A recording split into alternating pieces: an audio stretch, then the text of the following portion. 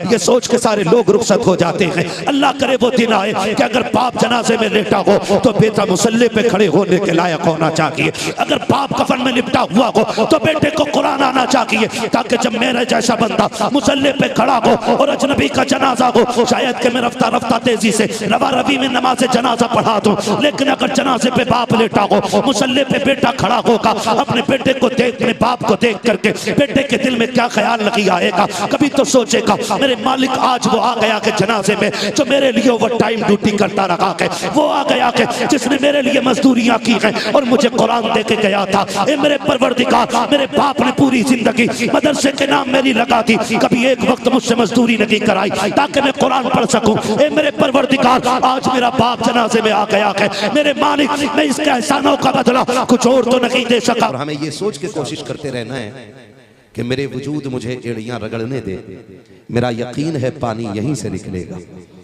ये सोच करके मेहनत करते रहिएगा। जिंदगी बड़ी तेजी से बीत रही है और अमीर की भी कट रही है और गरीब की भी कट रही है। उसकी भी जिंदगी गुजर रही है जो छप्पर में रह रहा है, उसकी भी गुजर रही है जो महलों में रह रहा है। मौत न छप्पर वालों को छोड़ेगी न महलों वालों को छोड़ेगी। कामयाब वो नहीं है जिसने अपने पीछे महल्लात छोड़े, कामयाब वो भी नहीं जिसने अपने पीछे बड़े बड़े प्लाट और बड़ी बड़ी इमारतें छोड़ दी हैं। सबसे कामयाब वो है जिसने अपने पीछे कुरान पढ़ने वाली औलाद छोड़ दी। ये याद रखिएगा, सबसे ज्यादा कामयाब वो है जिसने अपने पीछे कुरान पढ़ने वाली औलाद छोड़ दी है।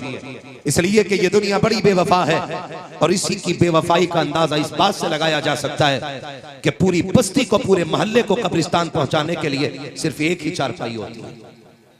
एक ही मसहरी पे पूरा मोहल्ला कब्रिस्तान चला गया। एक ही यासीन वाली चादर मुझसे उतरी इन पे आई, इनसे उतरी इन पे आई, इनसे उतरी इन पे आई, इनसे उतरी इन पे आई।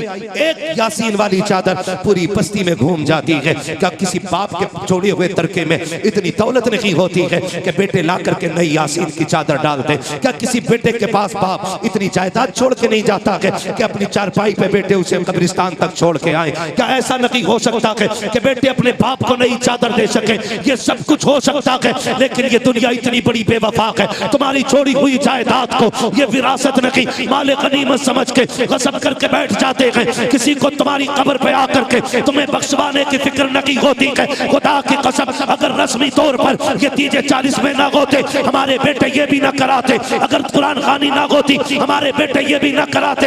एक बार हाथ उठा के छोड़ देते। इसलिए मैं कहना चाहता हूँ, औलाद पे भरोसा ना करना, इसलिए कि दुनिया बड़ी बेवफा है। 40वें के बाद भूल जाया करते हैं। अगर आखिरत बनाना चाहते हो तो अपने जीते जी ऐसा काम कर जाओ, किसी को कुछ दो या ना दो, अपने एक बेटे को कुरान का वारिस बना के चले जाओ, ताकि अगर दुनिया वाले तुम्हें भुला भी दे तो तेरा बेटा अगर मुसल्ले पे खड़ा हो तब कुरान पढ़े, दरसगाह में बैठा हो तब कुरान पढ़े, सफर में चल रहा हो तब कुरान पढ़े, बिस्तर पे लेटा हो तब कुरान पढ़े। खुदा की कसम, अगर ऐसा बेटा छोड़ दिया तो तेरी कब्र पे कोई आए ना आए, इसकी तिलावत की वजह से तेरी कब्र पे खुदा की रहमतें बराबर आती है।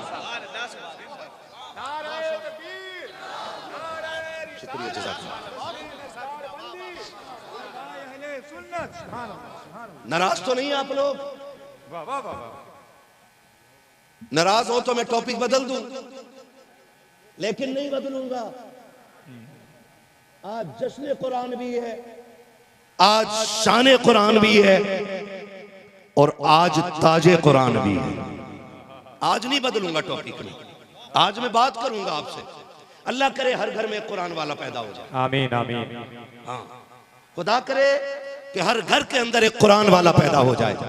और ये जो बैठे हैं ना, ये बच्चे, ये ना बाप के बेटे, किसके बोलो?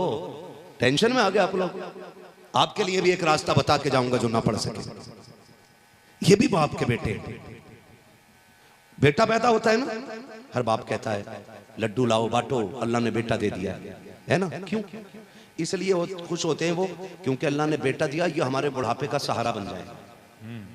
ठीक है जी, मुझे मेरे बेटे पे भरोसा है। हक होता बाप का अपने बेटे पे भरोसा करे। इसलिए कि अगर बाग लगाने वाला एक पेड़ पे भरोसा कर सकता है कि 5 साल के बाद ये फल देगा, तो 18 साल पालने वाला बाप अपने बेटे पे भरोसा क्यों नहीं कर सकता है?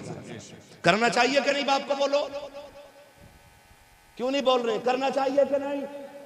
बोलो करना चाहिए कि नहीं? हर बाप को अपने बेटे पे भरोसा करना चाहिए और होता है। ये तो बेटों का नसीब है ना कि वो सहारा बन के जन्नत हासिल करना चाहते हैं या उन्हें ठुकरा के जहन्नम में जाना चाहते हैं। ये फैसले तो औलाद करेगी कि उसे जन्नत चाहिए कि जहन्नम चाहिए। याद रखिएगा, अल्लाह ने तुम्हें बेटा बनाया है ना, तो फिर बाप का सहारा नहीं उसकी लाठी बन जाइए। और लाठी लाठी क्यों कहा मैंने? लाठी क्यों कहा? इसलिए कि लाठी जो होती है ना मालिक के ताबे होती है। लाठी मालिक के ताबे होती है।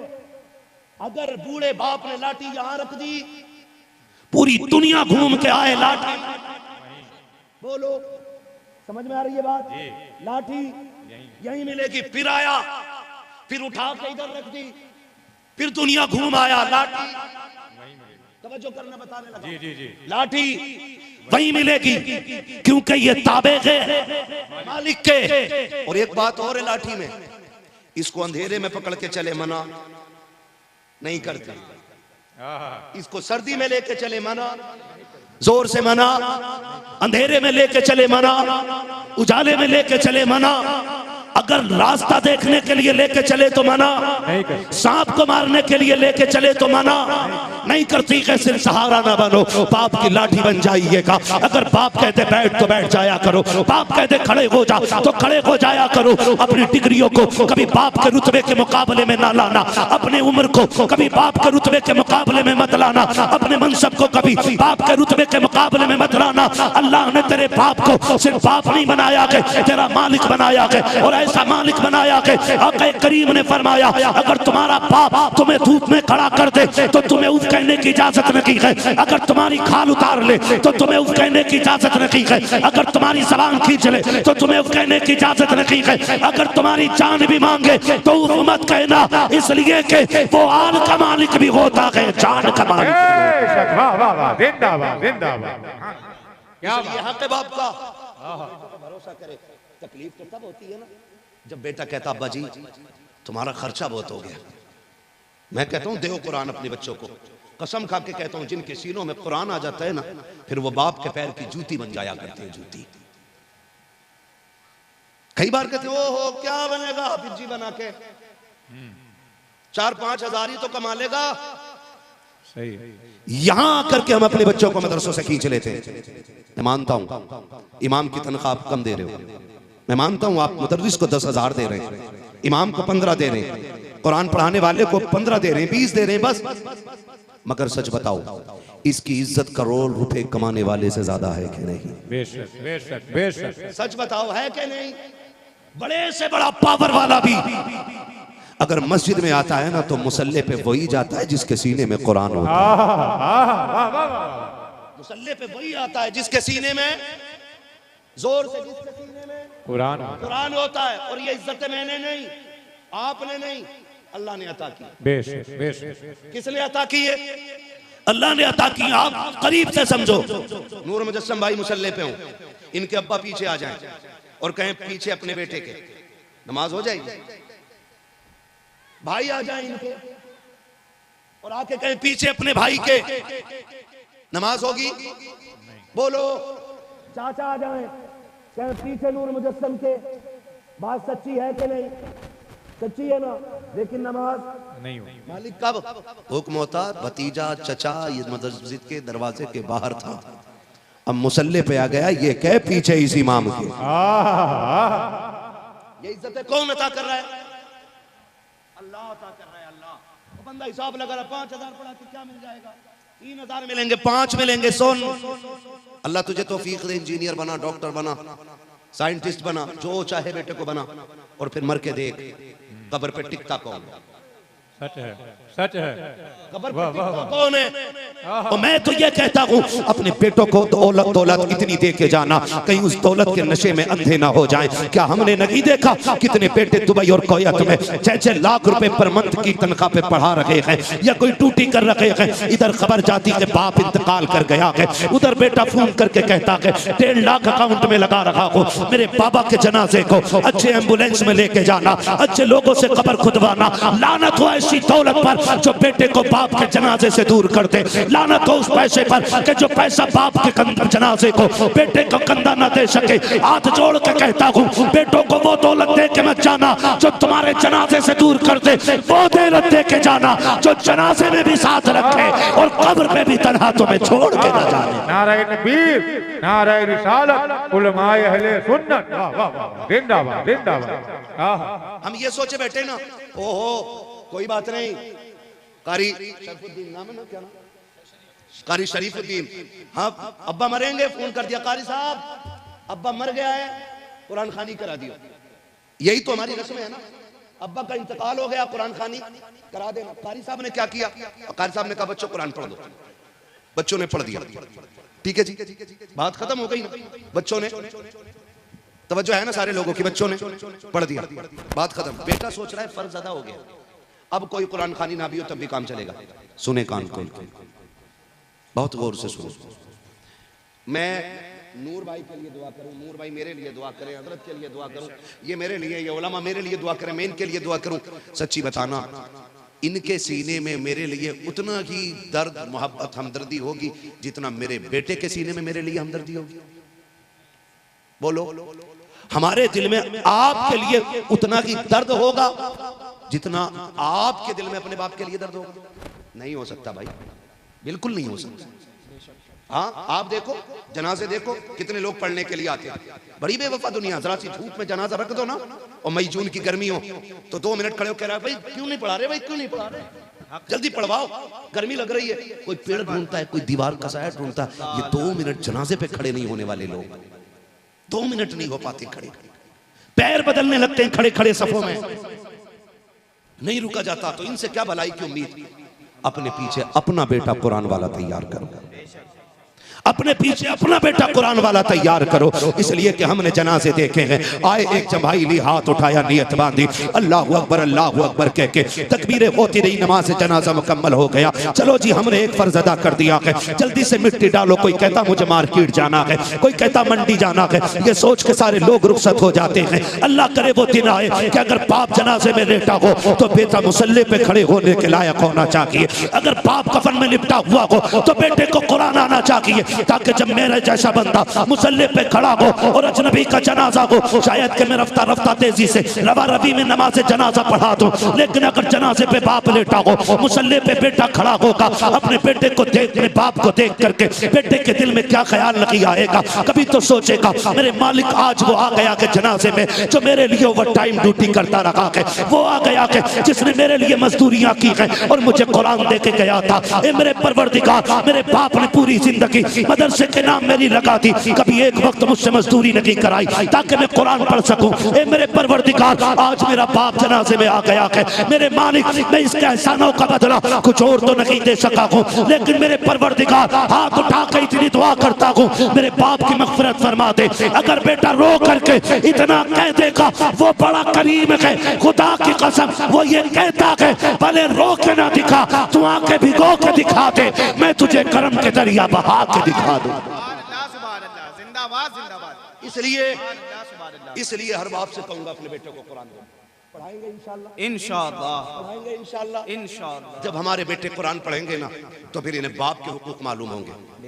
आमन्तु बिल्लाहि सदक़ल्लाहु मौलाना अज़ीम व सदक़ रसूलुहुन नबियुल उम्मियुल मुतीउल मुबीनुल मुईनुल करीम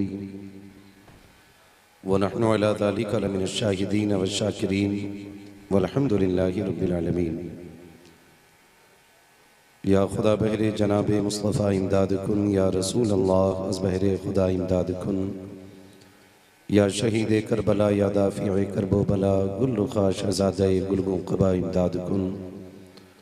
गौसे आज़म बमने बेसरो सामा मददे क़िबले दी मददे काबे ईमा मददे बगिरदाबे बला उफ्ताद कश्ती मदद कुन मदद कुन मदद कुन, या मुईन अद्दीन चिश्ती क़ादिरी यमनारे, या गौसे आज़म मीज़ानम दमज़ शेख अहमद रज़ा ख़ान क़ुत्ब आलम मीज़ानम बलग़ल उला बिकमालिही कशफ़त दुजा बिजमालिही हसनत जमीउ ख़िसालिही सल्लु अलैहि व आलिही।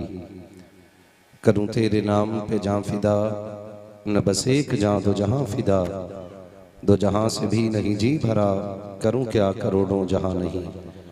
जिसको अपने नबी से जितनी मोहब्बत का एहसास हो, कोशिश करें सारे लोग उतनी ही आवाज़ के साथ रसूल और आले रसूल की बारगाह में दुरूद व सलाम की डालियाँ निछावर कर लें। पढ़ें बावाज़े बुलंद, अल्लाहुम्मा सल्ली अला सय्यदिना व शफीइना व नबीना व मौलाना मुहम्मदिन मअदिनिल जूदि वल करम व आलिहि व अस्हाबिहि व बारिक व सल्लिम सलातन व सलामन अलैका या रसूल अल्लाह सल्लल्लाहु तआला अलैहि वसल्लम।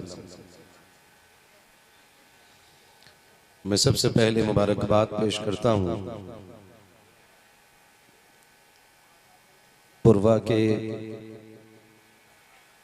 उन तमाम जिंदा दिल नौजवानों को कि जिन्होंने मदीनतुल उलूम से इतनी मोहब्बत की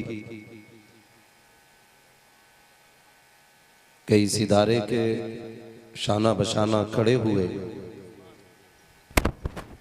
अपने खून पसीने की कमाई इस खूबसूरत इदारे में लगाई और फिर इदारे ने भी आपकी मेहनतों को ज़ाये नहीं किया। आपकी मोहब्बतों के सिले में इस इदारे ने आज आपको 7 हाफिज़ कुरान अता कर दिए हैं। मौला करीम इस इदारे को दिन दूनी रात चौगनी तरक्कियाँ अता फरमाए और इस इदारे के जितने भी मुआविनीन हैं, मुहिब्बीन हैं, मुखलिसीन हैं, अल्लाह सबको दुनिया और आखिरत की भलाइयाँ नसीब फरमाए। अभी आपने नकीब अहले सुन्नत नाशिर मसलक के आला हजरत जनाब नफीस रज़ा हबीबी साहब क़िबला, उनसे बड़ी खूबसूरत शायरी मुलाहिज़ा फरमाई। उनसे पहले भाई नूर मुजस्सम साहब क़िबला, भाई मोहम्मद अली साहब, इन दोनों से हुजूर की खूबसूरत नातें सुनी। ये मोहब्बतें हैं मेरे अजीज दोस्त और भाई गुलाम नूर मुजस्सम साहब की कि इतना जोर आज के आने पे उन्होंने दिया कि मुझे मजबूर कर दिया आज आने के लिए। लेकिन यकीन जाने में तो समझता था कि पुरवा का एक ही बंदा ऐसा होगा जिसका दिल इतना खूबसूरत है। इस महफिल को देख के लग रहा कि यहाँ जितने आए बैठे हैं सारे ही खूबसूरत दिल वाले लोग बैठे हुए हैं।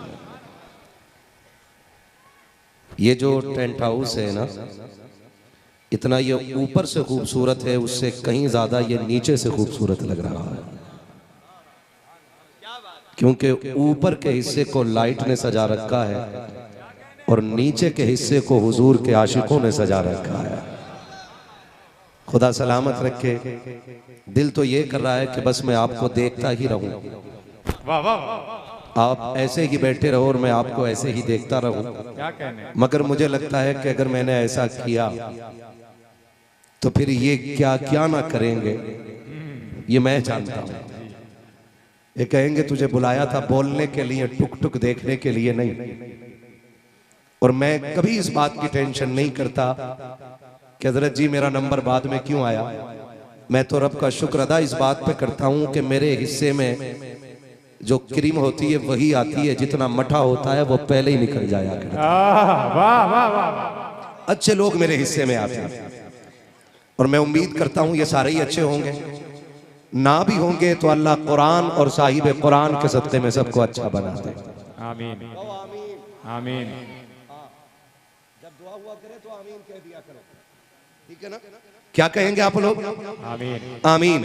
मैं नूर भाई के इस बस्ती के जवान लोगों की बात क्या करूं, बुजुर्गों की बात क्या करूं।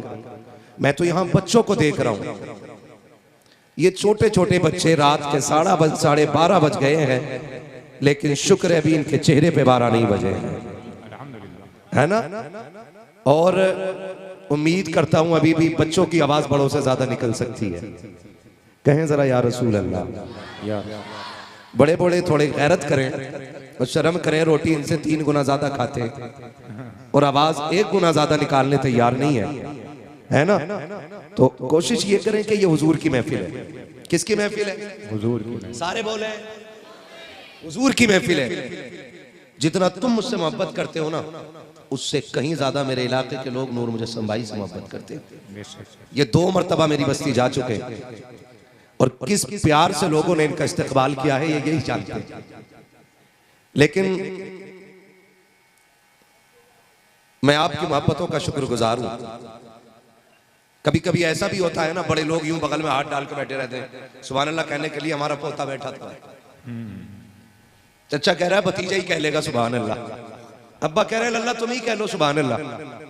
ऐसे बैठे रहते नहीं, बात जब हुजूर की आया करे ना तो फिर कोई छोटा बड़ा नहीं रहता है। बेशक बेशक बेशक। फिर मामलात ये हो जाते हैं, एक ही सफ में खड़े हो गए महमूद व अयाज, बेशक ना कोई बंदा रहा ना कोई बंदा नवाज। बेशक।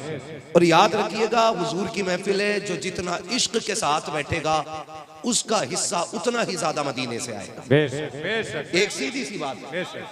अगर आप सोचो मैं पठान बन के बैठूं, मैं खान साहब बन के बैठूं, तो आप खान साहबी जेब में रख लीजिए, इसलिए कि जो सुभान अल्लाह बोल रहे हैं ना वो आपके हर शजरे से ऊपर बोल रहे हैं। बेशक बेशक बेशक। क्योंकि वो अपने रब की तारीफ बयान कर रहे हैं।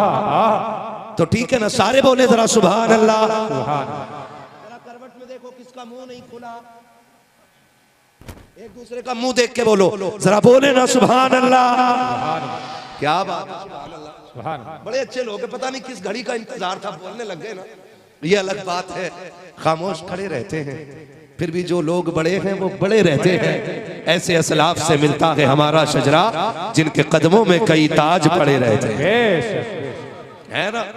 नूर भाई यकीन करें, ये जो बच्चा बैठा है ना छोटा सा, इसे पूरी कुर्सी भी नहीं मिली है बेचारे को, आधा टिक के खड़ा, पूरा खड़ा हो बेटे, पूरा खड़ा हो, ये पूरा खड़ा होकर के बैठे हुए वालों के बराबर नहीं हो रहा है। ये कै साल का बच्चा होगा? मेंबर वाले बता दे जरा, बड़े लोग। 7 8।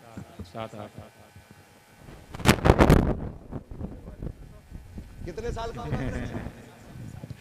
हाँ जी ऐसे ही है, 6-7 साल का। बजे कितने? 12:30। कितने बजे? 12:30। सारे बोलो जल्दी, कितने बजे? 12:30। ये बच्चे कहां होने चाहिए थे? कहां होते? लेकिन ये जाग रहे, और वो भी बिरयानी के लिए नहीं, 500 रुपए के लिफाफे के लिए नहीं, 1 किलो के मीठे के डब्बे के लिए नहीं। सच बताओ, इतनी रात तो कोई बाप के बुलावे पे नहीं बैठता है। क्या कहते हैं? कोई तो रिश्ता होगा ना जिसने रात को बिस्तर से उठा के बैठा रखा है। कोई नेकी तो आपने ऐसी की होगी ना, जो आज हुजूर को इतने पसंद आ गए हो कि रात में बिस्तर से उठा के अपनी महफिल में बुला रखा है। बेशक बेशक। कोई तो नेकी की होगी, तभी तो हम कहते हैं महबूब की महफिल को महबूब सजाते हैं, आते हैं वही जिनको सरकार बुला। बेशक सुभान अल्लाह। लब्बैक या रसूल अल्लाह, लब्बैक लब्बैक लब्बैक या रसूल अल्लाह, लब्बैक लब्बैक लब्बैक या रसूल अल्लाह, लब्बैक लब्बैक लब्बैक या रसूल अल्लाह। माशाअल्लाह, अल्लाह सलामत रखे मेरे भाई को। हाँ, मैं समझ सकता हूं। अब कौन?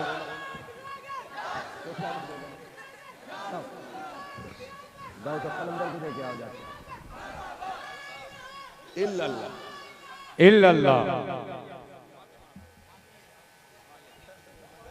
रख ले मेरी तरफ से, आपके लिए, मेरी तरफ से।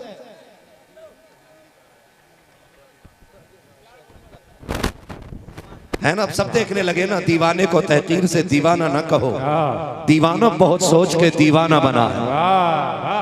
दीवाना बहुत सोच के दीवाना बना। दीवाने के नजरों को जहां देख रहा है, दीवाना खुदा जाने कहां देख रहा है। कितने बच्चे दिए इस इदारे ने आज?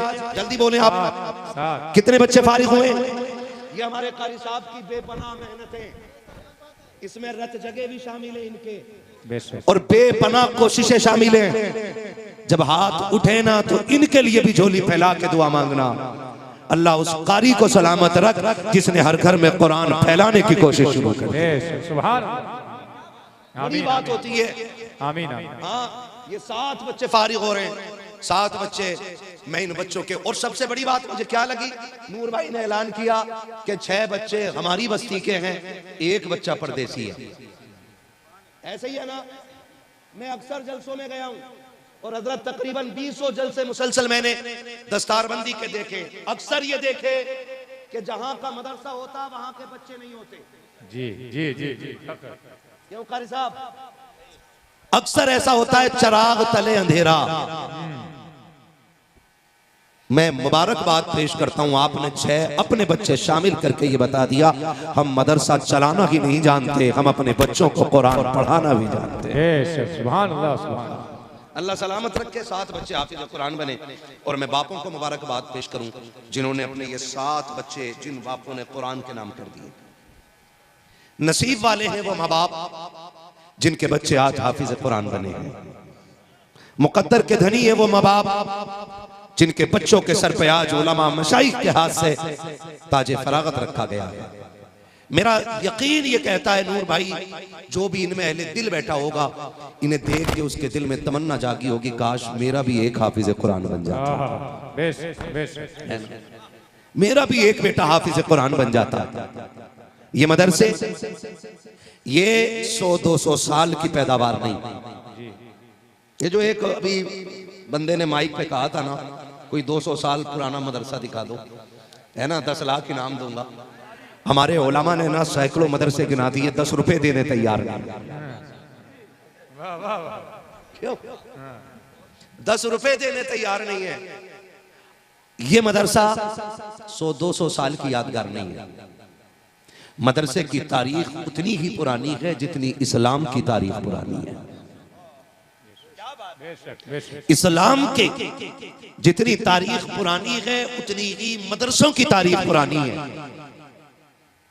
और मदरसे के पहले बानी को मुहम्मदुर रसूलुल्लाह कहा जाता है। सुभान। और पहले मदरसे को सुफ़ा कहा जाता है।